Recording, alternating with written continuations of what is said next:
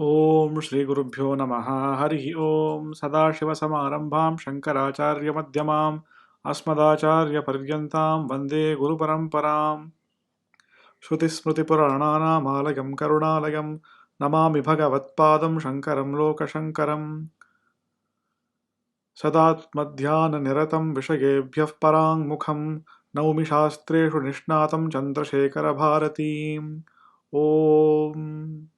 The eighth verse, Ato Vimuktei Pragateta Vidvan Sanyasta Bhahyartha Sukasprihas Santam Mahantam Samupetya Deshikam Tenopadishtartha Samahitatma.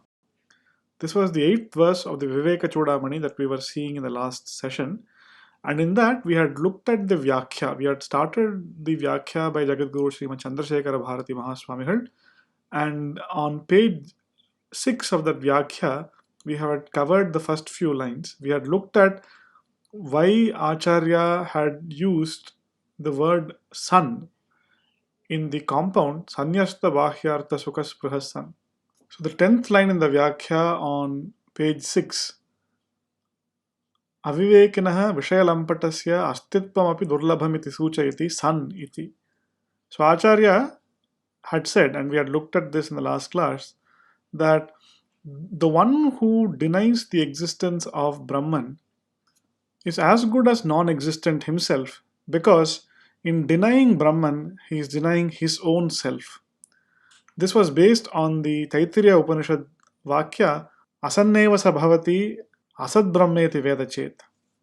Here Acharya is saying the one who is devoid of discrimination, the Aviveki who doesn't distinguish between what is the self and what is the non-self, who is essentially taking the ephemeral body and the mind to be the self, which themselves are mithya. The body and the mind, the world itself is mithya.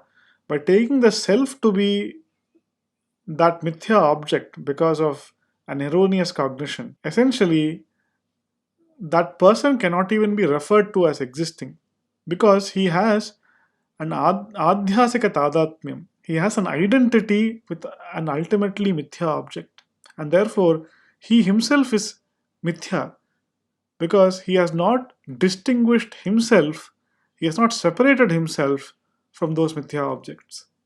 Acharyavan Purusho Veda Acharyadhaiva Vidya Vidita Sadhishtam Prapate iti Shrutehe Atindriyasya Atmaikyasya Gurum Vina Adhigantum Ashakyatvat Purvoktaritya Mahapurusha Samshrayaha Kartavyaha Ityaha Santam Ityadina. Here Acharya is saying that the Chandogya Shruti says Acharyavan Purusho Veda. Only the person who has approached an Acharya, who has learned the Atmaikya Vidya, the identity of the self with Brahman through the Guru, only such a person will have the liberating knowledge of moksha. Similarly, in the fourth adhyaya of the Chandogya Upanishad, there is a mantra, Acharya Dhyaiva Vidya Vidita Sadhishtam Prapate. That is, any learning will be fruitful only if it is learned from an Acharya. Only if somebody who has himself understood what he is teaching, only if such a person teaches, will any Vidya have practical value, utility, and something which is taught by someone who himself has not had the knowledge, or if it is taught by, if it is self-learned, such a Vidya will not be fruitful, because it will always be accompanied by doubts. Whether what has one has known is sufficient or not, one will always have a doubt. Whereas when one learns from a guru who himself is an accomplished master, who himself is a Brahma Jnani, the Vidya learned from him comes along with it the conviction of its practical value, because the student sees how that Vidya has made his guru a Jivan Mukta. He sees firsthand the practical effect of that Vidya in his guru's person. And therefore, when such a person teaches a student, it carries along with it the conviction of experience. And therefore, Acharya is quoting here these two mantras from the Upanishad to emphasize how the Atindriya Jnana, the knowledge of the identity of the self as Brahman, is not something which can be known through perception or inference. It is beyond the range of all sensory perception. It's beyond the range of senses. The only pramana for that is the Veda, and that Veda Jnana through a Guru. That is the only pramana for knowing this Atmaikya Vidya. And therefore, to indicate that it must be learned from a Guru, Acharya Shankara Bhagavatpada uses the word Santam in this 8th shloka. And this was referred to in the previous shloka also. Mahapurusha Samshrayah Durlabham Trayamevaitat Daivanugraha Hetukam Manushyatvam Mumukshutvam Mahapurusha Samshrayah. This seeking refuge in a Mahapurusha, a Vidwan, must be performed, because without that Mahapurusha's refuge, Brahmatmaikya Vidya, the knowledge of the identity of Brahman with the self, will not be had. And that is indicated with the word Santam. So why is the word Santam important? Acharya will explain that himself. Asti san tam ityarthaha asti brahmeti chedveda santamenam tato viduhu sadeva soumya idamagra asit yo vai bhuma tadamritam atonyadartam satyam jnanam anantam brahma nasato vidyate bhavah nabhavo vidyate satah ubhayorapi drishtantos tvanayos tatpadarshibhi ityadi shruti smritibhyah kalatraya abadhyatva rupa astitvasya brahmanyeva satvat. Here Acharya is etymologically deriving the meaning of the word santam in the phrase santam mahantam samupayitya deshikam that occurs in the 8th verse. And here he is saying asti san tam ityarthaha. He or that which exists is referred to as sun. And this is a reference to the Taittiriya Upanishad mantra. Again, we had seen the previous one, asannevasa bhavati asad brahmeti vedachet, and here the opposite is said. On the other hand, he who knows Brahman, asti brahmeti ched veda santamenam tato viduhu, he is known as a santa. As Shankaracharya says in his Taittiriya Upanishad Bhashya, Santam Vidyamanam Brahmaswarupena Paramartha Sadatma Apannam Enam Evam Vidam Viduhu Brahma Vidaha. That is, the one who knows Brahman as existence, he himself is existing as that Brahman himself, Brahmaswarupena Vidyamanam. And he attains, and here this is a figurative attainment because his nature was ever as the Paramartha Sad Vastu, the ultimate real object Brahma. And therefore, the knower of Brahma becomes Brahman itself. And here the word becoming is used in a figurative sense. The knower of Brahman figuratively becomes. The ignorance that was preventing him from being Brahman goes away, and therefore he attains or becomes, as it were, Brahman. Even when ignorant, he was Brahman. After knowledge, also he was Brahman. Ignorance hides his true nature from himself, and knowledge removes that covering or that veil and reveals his true nature to be Brahman, not after knowledge. He always was, is, and will be Brahman. So Jagadguru Chandrasekhara Bharati Mahaswamigal quotes this mantra from the Taittiriya Upanishad, Asti Brahmeti Ched Veda Santamenam Tato Viduhu. The one who acknowledges the existence of Brahman, the one who realizes that Brahman, he himself is called existence. He is called Sun. And that was from the Taittiriya Upanishad. Next, he takes the 6th chapter of the Chandogya Upanishad, the mantra from there, Sadeva Somya Idamagra Asit. Existence alone, dear one, Somya, was present in the beginning. So this chapter is called the Sadvidya because of it starting with this. The Upakrama of that chapter starts with Sadeva Somya Idamagra Asit. And the nature of Brahman as existence was referred to here. And Acharya is invoking that mantra in the explanation of the word Santam here. And then from the seventh chapter of the same Upanishad, Chandogya Upanishad, he quotes the Bhuma Vidya, wherein Sanat Kumara teaches Narada, Yovai Bhuma Tadamritam Ato Anyadartham. That is, what that Bhuma here, Bhuma of the Bhuma Vidya chapter is the same as the Sat, as the Sadvidya chapter. And the word Bhuma means vast or big. Here, big, because it is unqualified, means infinite. That infinite thing is what is known as Bhuma. And what is that infinite thing? Our Brahman only.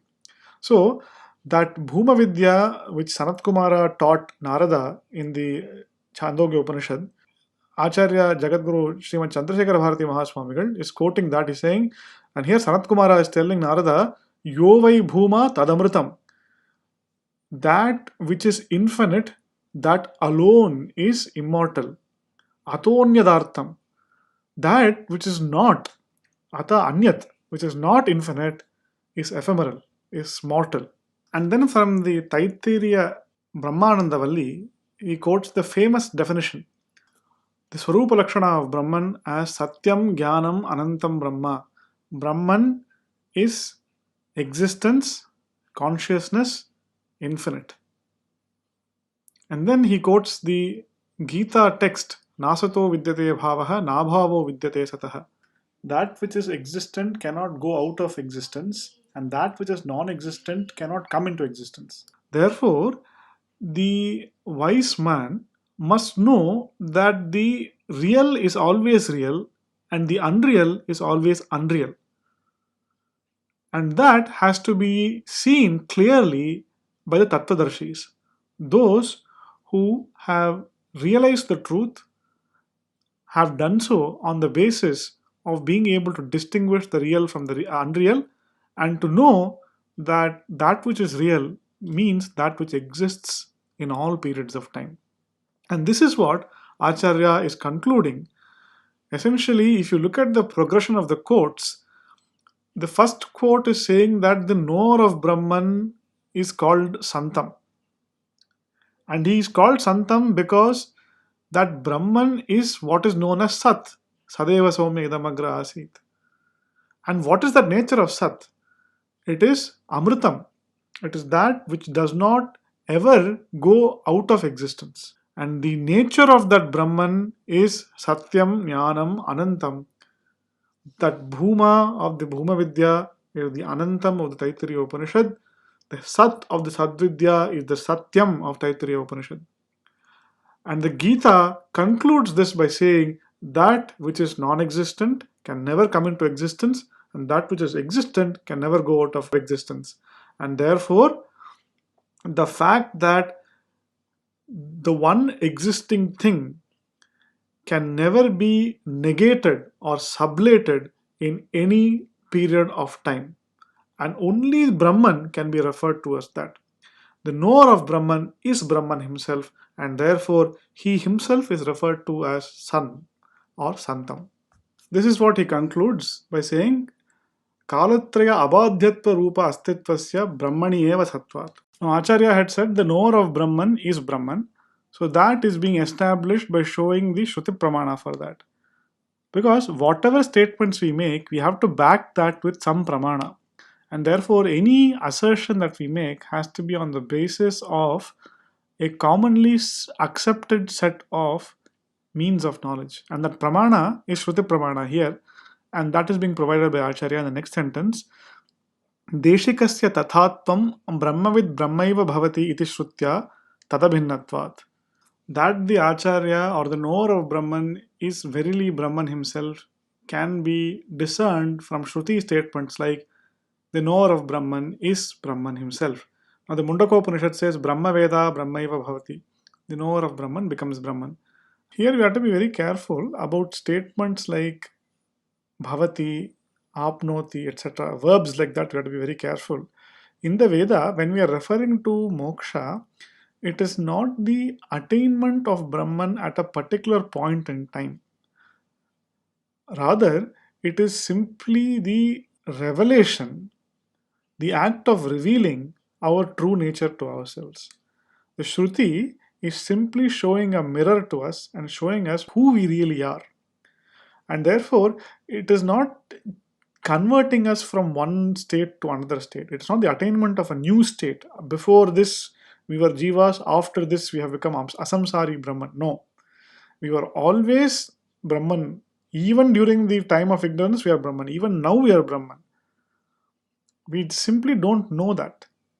And therefore, the verb bhavati or apnoti, in the sense Brahma vida apnoti param, we are not talking about the actual attainment or the actual becoming into Brahman or of Brahman. It is simply reclaiming our status as Brahman by giving up ignorance. That is all. तेन असद्भ्यो अनात्मभ्यः सुतरां निवृत्ताभिमानत्वरूपा ब्रह्मनिष्ठा सूचिता भवति. Through the word santam, what has been indicated is that the mind of the jnani is forever abiding in Brahman. Brahmanishtha suchita bhavati. And what is the nature of that Brahmanishtha? It is a mind which has constantly turned away from anatma or the non-self. It has turned away from the non-self. What kind of non-self? The asadbhyaha, that which is not ultimately real. Such a mind has lost any sense of identification with the anatma, and such a Brahma Nishtha is what is being indicated by the word. Tad Vijnanartham sa gurumevabhigachet samitpanihi shrotriyam brahmanishtham ananya prokte gatiratra nasti aniyan hyatarkyam anupramanat ityadi shrutibhyah tadrishadeva guroho samshaya bhavanadi virahita shuddhatma bodhasya sambhavat. The Mundakopanishad, in the first Mundakam, the second Khandam, there is a very important mantra which talks about what kind of a guru one must approach. In order to know tad vijnanartham, sa gurumeva bigachet. He, that mumukshu, has to approach a guru and only a guru. The evakara, that emphasis, gurumeva, indicates that one has to approach a guru. What kind of a guru? Shrotriyam brahmanishtham. One who is well versed in the scriptures, in the Shruti. That is why it is referred to as Shrotriya, and who is Brahmanishtha, who is firmly abiding in that self. And with what kind of an attitude one must approach? Samit Panihi. Here, the word Samit Panihi literally means he has to carry Samit, the twigs of the Palasha tree that is used in sacrifices. But here, the literal meaning is not meant, the figurative meaning is meant. The figurative meaning here refers to the attitude of humility. One must approach the guru with humility. And what kind of a guru? One who is Shrotriya and Brahmanishtha. And then in the Kathopanishad, it says, Ananya prokte gatiratra aniyan hi atarkyam anupramanat. This is a mantra that occurs in the Kathopanishad, wherein Yamadharmaraja is telling Nachiketas, the knowledge of the self is an extremely subtle science, anupramanat, and it's atarkyam. It is also beyond the grasp of intellectual reasoning.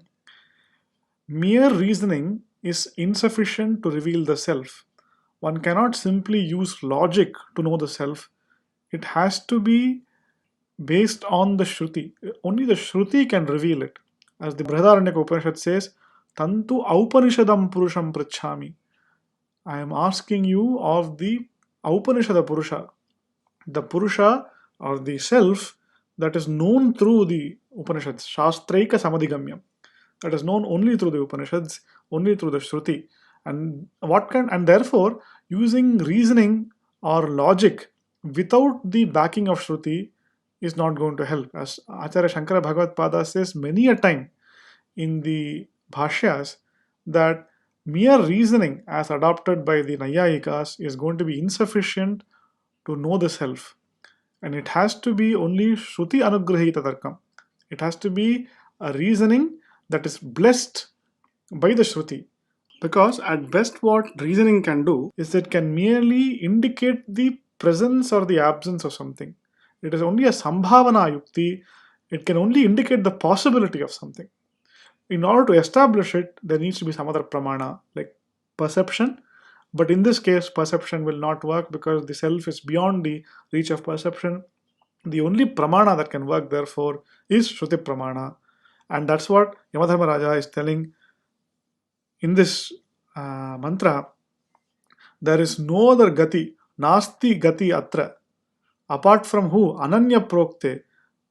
Here, the word ananya means a guru for whom Brahman is not the object.